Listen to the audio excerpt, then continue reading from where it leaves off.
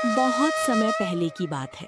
सुंदरपुर नाम की एक बहुत ही बड़े और खुशहाल गांव में मिश्री लाल का एक छोटा सा ढाबा हुआ करता था। मिश्री लाल का ढाबा इतना खस्ता हाल और गंदा था कि वहां ग्राहकों से ज्यादा मक्खियां, मच्छर और चूहे दिन रात कथक डांस किया करते थे। मिश्री लाल सुबह से शाम तक हाथ में एक गंदा कपड़ा लेकर मक्खियां मारता रहता था और अपनी फूटी किस्मत पर रोता रहता था। आसमान की तरफ हाथ उठाकर रोने की एक्टिंग करते। हे भगवान, तूने मेरी किस्मत में सिर्फ ये काली मक्खियां ही क्यों लिखी हैं? सुबह से शाम हो गई पर इस गल्ले में एक चवन्नी की भी बोनी नहीं।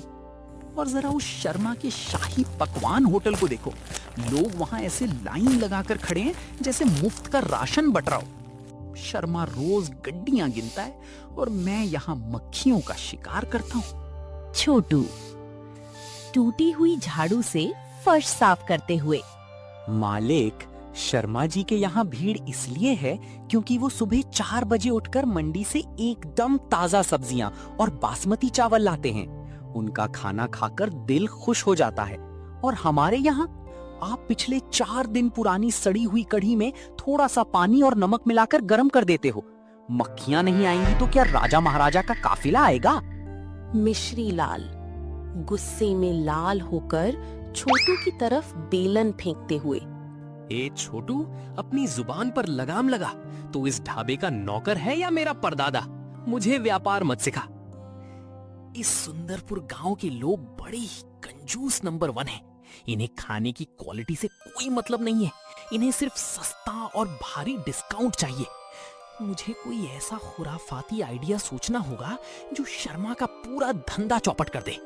तभी अचानक मिश्री लाल के शातिर और लालची दिमाग में एक बहुत बड़ा आइडिया आया और वो खुशी के मारे हवा में उछलकर टेबल पर जा बैठा। मिश्री लाल अपनी मूंछों पर ताव देकर जोर जोर से हंसते हुए। मिल गया। ऐसा धमाका आइडिया मिला है कि पूरे सुंदरपुर गांव के लोग शर्मा का रास्ता भूल जाएंगे और सीधे मेरे पैरों में आकर गिरेंगे।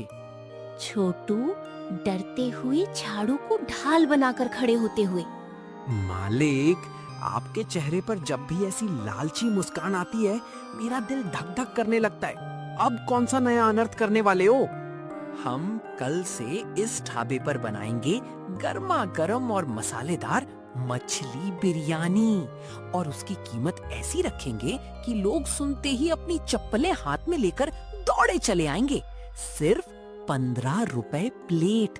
हाँ छोटू, तुमने बिल्कुल सही सुना। पूरे 15 रुपए में भर पेट मछली बिरयानी। छोटू चौंक कर अपनी आंखें फटी की फटी रखकर। क्या 15 रुपए में मछली बिरयानी? मालिक, कहीं पागल खाने से तो नहीं भाग कर आए हो? आज के जमाने में 15 रुपए में सूखी रोटी और पानी भी ढंग से नहीं मिलता। आप मछली और चावल कहाँ से लाओगे? हमारा दिवाला निकल जाएगा। मिश्री लाल रहस्यमयी हंसी हंसते हुए और छोटू के सिर पर हाथ मारते हुए। अरे मूर्ख छोटू, मिश्री लाल कभी अपनी जेब से घाटा नहीं सहता। मुनाफा कैसे कमाना है वो मुझे अच्छे से पता है। तू बस बाहर जाकर एक बड़ा सा बोर्ड टांग दे। बाकी का खेल मेरी रसोई में देखना।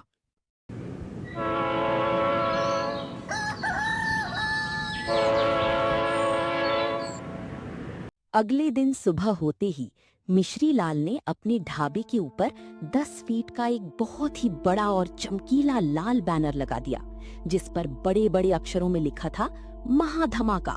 सुंदरपुर के इतिहास में पहली बार सिर्फ 15 रुपए में असली और गर्मा गर्म मछली बिरयानी। एक बार खाओगे तो स्वाद कभी भूल नहीं पाओगी। तभी चौराहे से गांव के 2 सबसे बड़ी पीटू और मुफ्तखोर दोस्त रामू और शामू गुजर रही थी, जिनकी जिंदगी का सिर्फ एक ही मकसद था, कहाँ सबसे सस्ता खाना मिल रहा है। अचानक रुककर अपनी आंखें बड़ी करती हुई शामू को हिलाती हुई बोले, अरे शामू भाई, ठहर ठहर, अपनी गाड़ी रोक। जरा उस बैनर पर अपनी आंखें गाड़ कर देख, वहाँ क्या लिखा है? शामू बैनर को ध्यान से पढ़ते हुए बोले, 15 रुपए में गर्मा गर्म मछली बिरयानी। अरे बाप रे बाप, रामू भाई, कहीं ये मिश्री लाल सुबह सुबह हमें अप्रैल फूल तो नहीं बना रहा? 15 रुपए में तो आजकल चाय और बिस्कुट भी नहीं मिलता। रामू मुंह से लार टपकाते हुए और पेट पर हाथ फेरते हुए बोले, अरे पागल हो या जादूगर, हमें क्या? 15 रुपए में अगर असली मछली की बिरयानी मिल रही है तो आज से शर्मा के उस महंगे होटल का पूरी तरह बहिष्कार। चल आज मिश्री लाल के यहाँ ही पेट का कुआं भरते हैं। देखते ही देखते ये खबर पूरे सुंदरपुर गांव में किसी भयानक जंगल की आग की तरह फैल गई और मिश्री लाल के सूने ढाबे पर ग्राहकों की ऐसी भारी भीड़ लगी कि पूरी सड़क पर जाम लग गया। लेकिन बाहर खड़ी इस भोली भाली भीड़ के पीछे ढाबे की अंधेरी रसोई के अंदर एक बहुत ही गंदा, खौफनाक और जहरीला खेल चल रहा था। छोटू अपनी नाक को 2 कपड़ों से कसकर दबाते हुए खांसते हुए बोले, ओई माँ, मालिक ये क्या पाप कर रहे हो? रसोई का दरवाजा खोलते ही ऐसी भयंकर सड़न की बदबू आ रही है कि मेरा दम घुट रहा है, मैं अभी बेहोश हो जाऊंगा। छोटू पतीले के अंदर देखते ही चकित हो गया। अरे बाप रे, ये तो वही छोटी और काली सड़ी हुई मछलियां हैं जो मछुआरे नदी किनारे बदबू आने पर कचरे के ढेर में फेंक देते हैं। और ये चावल तो पूरा कीड़ों और जालों से भरा हुआ है। आप लोगों को खाना नहीं, सीधा जहर परोस रहे हो। मिश्री लाल छोटू को बड़ा सा डंडा दिखाते हुए और आंखें निकालते हुए बोले, चुप कर चमगादड़ की औलाद, ज्यादा चिल्ला मत। बाहर ग्राहकों की लाइन लगी है। ये सड़ी मछलियां मुझे नदी किनारे मुफ्त में मिली हैं और ये चावल राशन की दुकान का सबसे रद्दी माल है जो मुझे कौड़ियों के भाव मिला है। तभी तो मैं इसे 15 रुपए में बेच पा रहा हूँ और अंधा मुनाफा कमा रहा हूँ। लेकिन मालिक, इस सड़न की सड़ी हुई बदबू को लोग 1 सेकंड में पहचान लेंगे और फिर हमें बीच चौराहे पर ले जाकर जूतों की माला पहनाएंगे। मिश्री लाल अपनी जेब से एक चमकीली नीली कांच की शीशी निकालते हुए मुस्कुराते हुए, अरे तू इस मिश्री लाल के शातिर दिमाग को नहीं जानता। ये देख, ये है शहर के सबसे बड़े कबाड़ बाजार से लाया हुआ महासुगंधित सीक्रेट केमिकल सेंट। इस जहरीले केमिकल की सिर्फ 2 बूंदें इस सड़े हुए पतीले में गिरेंगी और जादू देखना, सड़न की सारी बदबू गायब हो जाएगी और ऐसी शाही खुशबू आएगी कि लोग उंगलियां क्या अपनी प्लेट भी चबा जाएंगे। मिश्री लाल ने जैसे ही उस खतरनाक केमिकल की 2 बूंदें उबलते हुए पतीले में डालीं, अचानक उसमें से नीले और गुलाबी रंग का धुआं उठा और पूरा ढाबा किसी असली बासमती चावल की खुशबू से महक उठा। आइए रामू भाई, आइए शामू भाई, खाइए और पूरे गांव में ढिंडोरा पीट दीजिए कि मिश्री लाल जैसी बिरयानी पूरी दुनिया में कोई नहीं बना सकता। रामू बाहर बेंच पर बैठकर हवा में नाक घुमाते हुए बोले, वाह वाह मिश्री लाल भाई, क्या जन्नत जैसी खुशबू आ रही है। जल्दी से 2 प्लेट लगाओ, अब पेट के अंदर के चूहे भांगड़ा छोड़कर गटका खेल रहे हैं। मिश्री लाल हाथ में बड़ी सी प्लेट लेकर बड़ी चालाकी से परोसते हुए। मिश्री लाल का ये मिलावट और धोखे का धंधा पूरे 1 हफ्ते तक रात दिन जोर शोर से चलता रहा। पूरे गांव के लोग दीवानों की तरह सुबह दोपहर शाम सिर्फ 15 रुपए वाली बिरयानी ही खाने लगे। मिश्री लाल का गल्ला चांदी के सिक्कों और नोटों से ठसाठस भर गया। उसने अपने लिए एक नई चमचमाती हुई मोटरसाइकिल भी खरीद ली और रोज शाम को उस पर बैठकर सामने वाले शर्मा जी के होटल के आगे चक्कर काटता और उन्हें चढ़ाता था। लेकिन इस पूरे सुंदरपुर गांव में एक और अनोखा किरदार था जो इंसानों से भी 100 गुना ज्यादा समझदार और वफादार था। झबरू नाम का एक भूरे रंग का जासूस कुत्ता। झबरू को रोज रात को ढाबे के पीछे वाले हिस्से से अजीब सी सड़न की गंदी बदबू आती थी, क्योंकि मिश्री लाल बची हुई सड़ी मछलियों के कंकाल और केमिकल के डब्बे रात के अंधेरे में गड्ढा खोदकर जमीन के नीचे छुपा देता था।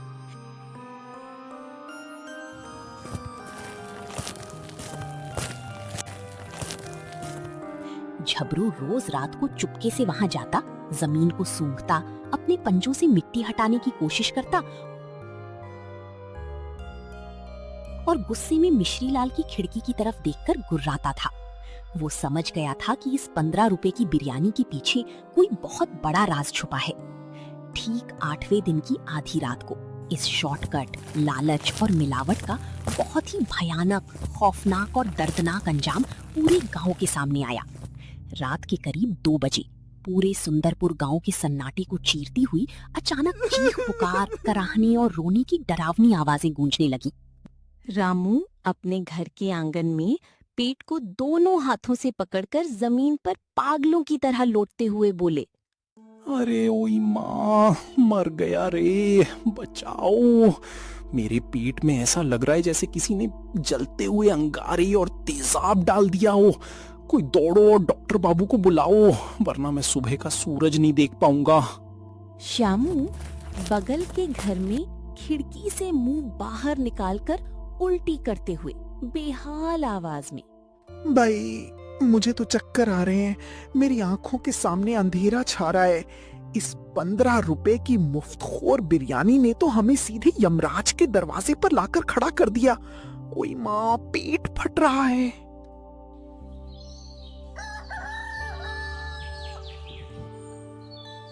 सुबह होते होते पूरा सुंदरपुर गांव किसी युद्ध का मैदान बन गया।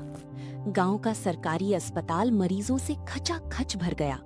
रामू, शामू और उनके जैसे गांव के लगभग 80 लोग स्ट्रेचर और जमीन पर लेटे दर्द से तड़प रहे थे। डॉक्टर बाबू माथे का पसीना पोंछते हुए और घबराहट में अपना चश्मा बार बार ठीक करते हुए बोले, सरपंच जी, ये कोई मामूली पेट दर्द या दस्त नहीं है। इन सब लोगों के पेट के अंदर कोई बहुत ही खतरनाक जहरीला केमिकल और कई दिन पुराना सड़ा हुआ मांस गया है। इसे अल्ट्रा फूड पॉइजनिंग कहते हैं। अगर अगले 1 घंटे में इन्हें सही दवा नहीं मिली तो पूरे गांव में मातम छा जाएगा। सरपंच जी गुस्से में अपने हाथ की लाठी को जमीन पर पटकते हुए, लेकिन डॉक्टर साहब, आखिर इन सब लोगों ने ऐसा क्या खा लिया जो पूरा का पूरा गांव एक साथ मौत के मुंह में पहुंच गया? रामू बहुत ही कमजोर और रोती हुई आवाज में स्ट्रेचर से हाथ उठाते हुए बोले, सरपंच जी, हम सबने उस लालची मिश्रीलाल के ढाबे की वही 15 रुपए वाली खुशबूदार मछली बिरयानी खाई थी। उसी के बाद से ये आफत आई है। डॉक्टर बाबू गुस्से में आग बबूला होकर चिल्लाते हुए बोले, क्या कहा? 15 रुपए में मछली बिरयानी? तुम सब के सब बिल्कुल अक्ल के अंधे हो। लालच के चक्कर में तुम लोगों ने चंद रुपयों के लिए अपनी कीमती जान दांव पर लगा दी। सरपंच जी, बिना 1 सेकंड गंवाए तुरंत दरोगा जी को फोन लगाइए। कुछ ही मिनटों में कड़क मिजाज और भारी आवाज वाले दरोगा मंगल सिंह अपनी पुलिस जीप का सायरन बजाते हुए हाथ में मोटा डंडा लेकर सीधे मिश्रीलाल के ढाबे पर पहुंचे। उनके पीछे सरपंच और हाथों में लाठियां, कुल्हाड़ी लिए गुस्से में लाल गांव वाले भी दौड़ते हुए आए। मिश्रीलाल इन सब बातों से बेखबर अपने ढाबे के बाहर खड़ा होकर बड़ी गर्व से अपनी नई मोटरसाइकिल को कपड़े से चमका रहा था। पुलिस की जीप को अपने ढाबे के सामने रुकते देख उसके हाथ पैर कांपने लगे, लेकिन उसने तुरंत अपनी नौटंकी और ओवर एक्टिंग शुरू कर दी। मिश्रीलाल हाथ जोड़कर चेहरे पर झूठी मक्खन जैसी मुस्कान लाकर, अरे दरोगा साहब, नमस्कार नमस्कार, आइए आइए, आज आपके स्वागत में एकदम कड़क, मसालेदार और खुशबूदार मछली बिरयानी लगवाता हूँ, वो भी आप सब पुलिस वालों के लिए बिल्कुल मुफ्त, कोई पैसा नहीं। मिश्रीलाल, अपनी ये जहरीली और मौत की बिरयानी अपने पास रख। पूरा का पूरा गांव अस्पताल में जिंदगी और मौत की लड़ाई लड़ रहा है और तू यहाँ अपनी मोटरसाइकिल चमका रहा है। सच सच बता, उस बिरयानी में कौन सा जहर मिलाता है तू? मिश्रीलाल घुटनों के बल बैठकर छाती पीटकर रोने का नाटक करते हुए, अरे साहब, मैं तो बहुत ही गरीब, शरीफ और गंगा मैया को मानने वाला ईमानदार दुकानदार हूँ। मैं तो रोज सुबह मंडी से सबसे महंगी और ताजी मछलियां खरीद कर लाता हूँ। ये सामने वाले जो शर्मा जी हैं ना, ये मेरी तरक्की से जलते हैं। इन्होंने ही मेरे खाने में कुछ मिलाया है और मेरे खिलाफ ये साजिश रची है। मुझे बचा लो साहब। मिश्री लाल अभी पुलिस के सामने हाथ जोड़कर झूठ बोल ही रहा था कि तभी समझदार कुत्ता झबरू जोर जोर से भौंकता हुआ और छलांग लगाता हुआ वहां पहुंच गया। झबरू सीधा दौड़कर ढाबे की रसोई के पिछले हिस्से में गया और अपने पंजों से मिट्टी को बहुत ही तेजी से खोदने लगा।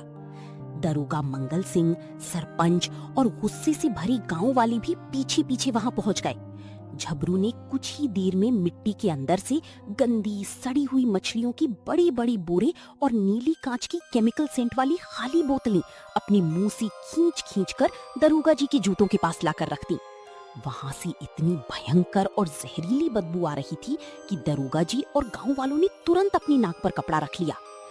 दरोगा मंगल सिंह गुस्से में लाल होकर मिश्री लाल का कॉलर पकड़कर उसे हवा में एक हाथ से उठाते हुए, अब बोल मिश्री लाल, ये सड़ी हुई मछलियाँ और केमिकल की बोतलें क्या शर्मा जी आकर तेरी रसोई के पीछे गाड़ गए थे?